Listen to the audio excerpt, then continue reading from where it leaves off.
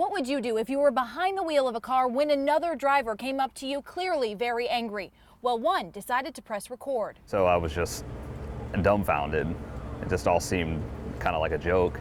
But as Jay Boggs quickly realized, this wasn't a joke. So I noticed the guy next to me had rolled his window down and had pulled himself out of his window, shaking stuff. And then I rolled my window down and he's screaming out his window, "Do you want to F and die today? I'm going to F and kill you." Boggs tried to think of what he could have done to make the driver so angry, but came up blank. I'm not an erratic driver by any means. I get accused by my wife driving like a grandpa. As Boggs continued down Fruitville Road in Sarasota, he ended up behind the angry driver again. We've blurred the driver's face because he isn't facing any charges. I pulled out my phone because I was like, if this guy gets out of his car, I want to be able to document it. And then he proceeded to get out, come to my car, and spit on my windshield.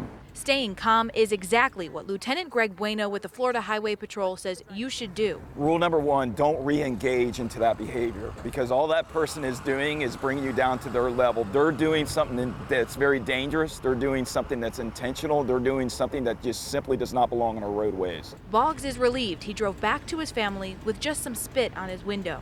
He knows things could have been much worse. Because honestly, I feel like me videoing it probably deterred him from moving further. Because the video was posted so many times on Facebook, Boggs was able to track down that driver. And News Channel 8 can tell you he's actually lost his job because of that video. In Sarasota, Ciavarri, News Channel 8.